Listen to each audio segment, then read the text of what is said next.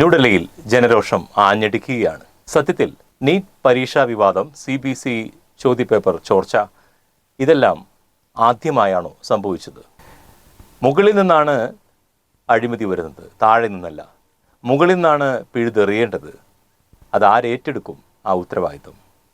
ആരുടെ അക്കൗണ്ടബിലിറ്റിയാണ് ഈ ചോദ്യപേപ്പർ ചോർച്ചയിലെ ഉണ്ടായിട്ടുള്ളത്? ചോദ്യപേപ്പർ ചോർച്ച കേവലം താഴ്ന്ന നിലയിലുള്ള ഏതാനും ജീവനക്കാരുടെ, പ്രസ്സുകാരുടെ മാത്രം വീഴ്ചയല്ല. ഒരു അഴിമതിയെ അടിമൂടി പിഴുതെറിയണമെങ്കിൽ തിരുത്തലുകൾ നടക്കേണ്ടത് താഴെത്തട്ടിലുമല്ല, മറിച്ച് ഭരണ സംവിധാനത്തിൻ്റെ ഉന്നത ശ്രേണിയിലുമാണ്. പണക്കൊഴുപ്പിൽ എന്തും വിലയ്ക്ക് വാങ്ങാമെന്ന് കരുതുന്ന കോച്ചിങ് മാഫിയകൾക്ക് കൂട്ടുനിൽക്കുന്ന ഭരണകൂടവും കേന്ദ്ര വിദ്യാഭ്യാസ വകുപ്പും തന്നെയാണ് ഇതിൻ്റെ മുഴുവൻ അക്കൗണ്ടബിലിറ്റിയും ഏറ്റെടുക്കേണ്ടത് എന്നുള്ളത് വസ്തുനിഷ്ഠമായി നമുക്ക് അടിവരയിട്ട് പറയാം.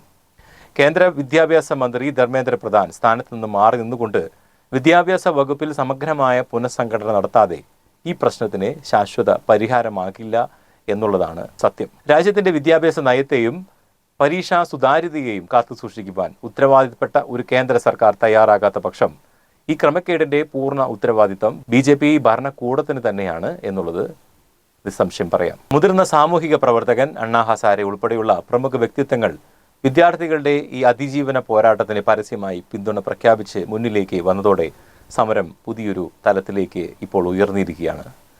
സമരം ഇതുവരെ നയിച്ച സോനാം വാങ്ചുക്, അണ്ണാ ഹസാരെ മാതൃകയിലുള്ള നീണ്ട ഉപവാസ പ്രക്ഷോഭത്തിനൊടുവിൽ വിദ്യാർത്ഥികളുടെ പ്രധാന ആവശ്യങ്ങളിൽ നിർണായക പുരോഗതി ഉണ്ടായതോടെയാണ് സമരം അദ്ദേഹം അവസാനിപ്പിച്ചിരിക്കുന്നത്. BJP ഭരണകൂടത്തിൻ്റെ വ്യാജ നറേറ്റീവുകൾക്ക് വിരുദ്ധമായി വിദ്യാർത്ഥികളുടെയും പ്രക്ഷോഭകരുടെയും സമരം അവസാനിച്ചിട്ടില്ല.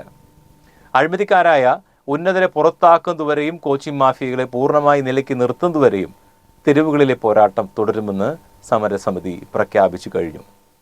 വിദ്യാർത്ഥികളുടെ സ്വതന്ത്ര കൂട്ടായ്മയായ ക്രോക്കോച്ച് ജനതാ പാർട്ടി പ്രക്ഷോഭവുമായി രംഗത്തിറങ്ങിയപ്പോൾ വിഷയത്തിന് രാഷ്ട്രീയമായ ഒരു നിറം വരുത്തി തീർക്കുവാൻ ഭരണകൂടത്തെ അനുവദിക്കാതെ കോൺഗ്രസും പ്രതിപക്ഷ കക്ഷികളും രാഹുൽ ഗാന്ധിയും ആദ്യം കാണിച്ച തന്ത്രപരമായ ആ കാത്തിരിപ്പ് ഒടുവിൽ ഇപ്പോൾ വൻ വിജയമാറി കഴിഞ്ഞിരിക്കുകയാണ്.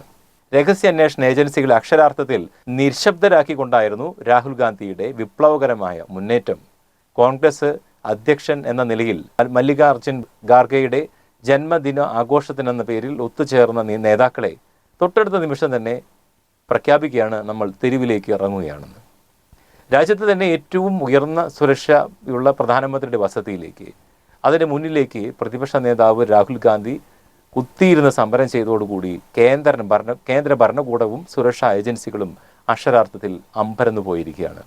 35-ാം ദിവസത്തിലേക്ക് ഇപ്പോൾ കടക്കുകയാണ് സമരം. കൊടും ചൂടും സഹിച്ച് പട്ടിണി കിടന്ന് സമരം ചെയ്ത വിദ്യാർത്ഥികൾക്ക് നേരെ നാസി ജർമ്മനിയെ ഓർമ്മിപ്പിക്കുന്ന രീതിയിലാണ് പോലീസ് ക്രൂരത അഴിച്ചുവിട്ടത്.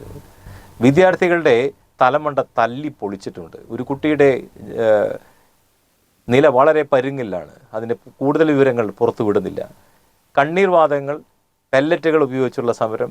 ഈ കണ്ണീർവാതകങ്ങൾ തന്നെ കാലഹരണപ്പെട്ട എക്സ്പയറി ഡേറ്റ് കഴിഞ്ഞതായിരുന്നു എന്നാണ് കോക്രോച്ച് പാർട്ടിയുടെ വിലയിരുത്തലുകൾ. അതിൻ്റെ രേഖകൾ അവർ സമർപ്പിച്ചിട്ടുമുണ്ട്. ഇപ്പോൾ മെട്രോ സ്റ്റേഷനുകളൊക്കെ അടച്ചിട്ട് ഇൻ്റർനെറ്റൊക്കെ റദ്ദാക്കി വളരെ ഭീതി പരത്തുന്ന രീതിയിലാണ് ഭരണകൂടത്തിൻ്റെ രീതികൾ. പാർലമെൻറ്റ് വളപ്പിൽ ഗാന്ധി പ്രതിമയ്ക്ക് മുമ്പിൽ ജനഗണമന ആലപിച്ച് എല്ലാ പ്രതിപക്ഷ പാർട്ടികളിലെ MP-മാർ കൂടി വലിയൊരു പ്രതിരോധം തന്നെ തീർത്തിരിക്കുകയാണ്. രാജ്യത്തിൻ്റെ വിവിധ ഭാഗങ്ങളിൽ നിന്നുള്ള ജൻസി പ്രക്ഷോഭം ഡൽഹിയെ ഇപ്പോൾ വിറപ്പിച്ചിരിക്കുകയാണ്. ഇപ്പോൾ ഭയത്തിലാണ്. ഇന്ന് പ്രധാനമന്ത്രി വായ തുറന്നു എന്നുള്ളത് തന്നെ ഈ പ്രക്ഷോഭത്തിൻ്റെ ശക്തിയെ നമുക്ക് മനസ്സിലാക്കാൻ സാധിക്കും. CJP എന്ന ക്രോക്കോച്ച് പാർട്ടി ഒരു പാർട്ടി പാർട്ടിയായി മാത്രം കണ്ടിരുന്ന BJPക്ക് ഇതിപ്പോൾ കൈവിട്ട കളിയിലാണ് നിൽക്കുന്നത്. ഇത് രാജ്യവ്യാപകമായിട്ട് തന്നെ ഈ കലാലയത്തിലെ സമരങ്ങൾ നടന്നുകൊണ്ടിരിക്കുകയാണ്. പ്രക്ഷോഭം തെരുവുകളിൽ കത്തിപ്പടർന്നുകൊണ്ടിരിക്കുകയാണ്. വേടൻ, പ്രകാശ് രാജ്, രേവതി, പാർവതി തിരുവോത്ത് പോട്ടെ, സൽമാൻ ഖാൻ തുടങ്ങിയ നോർത്ത് ഇന്ത്യയിലും സൗത്ത് ഇന്ത്യയിലുള്ള സിനിമാ നടന്മാർ, ടൊവിനോ തോമസ്, ജോർജ് ജോർജ്, ആഷി കപൂർ തുടങ്ങി നമ്മൾ അറിയുന്ന എല്ലാ സാംസ്കാരിക സിനിമാ രംഗത്തെ പ്രമുഖരും. അതിൽ നസറുദ്ദീൻ ഷാ പറഞ്ഞ കാര്യമുണ്ട്, ഇനിയും നിങ്ങൾ മിണ്ടാതിരുന്നാൽ നിങ്ങൾ മിണ്ടിയിട്ട് കാര്യമില്ലാതെയാകും. കുട്ടികൾക്ക് വേണ്ടി ശബ്ദിക്കേണ്ടതായിട്ടുണ്ട്. ഇപ്പോൾ കേരളത്തിൽ നടക്കും DYFI, SFI തുടങ്ങിയ സംഘടനകൾ ചലോ ഡൽഹി മാർച്ച് പ്രഖ്യാപിച്ചത് ഇന്നലെ. സമരം രാജ്യത്തെ മുഴുവൻ ഒരു കലാലയ സമരത്തെ ഇപ്പോൾ കലാലയ രാഷ്ട്രീയത്തിലേക്ക് ലയിപ്പിച്ചിരിക്കുകയാണ്, പടർന്ന് പന്തലിച്ചിരിക്കുകയാണ്. മാധ്യമങ്ങൾ വാർത്തകൾ വളച്ചൊടിച്ചപ്പോൾ ആ പല വാർത്തകളും ഈ 35 ദിവസത്തിന് മുമ്പ് പല വാർത്തകളും പല മീഡിയാസും കൊടുത്തിരുന്നില്ല.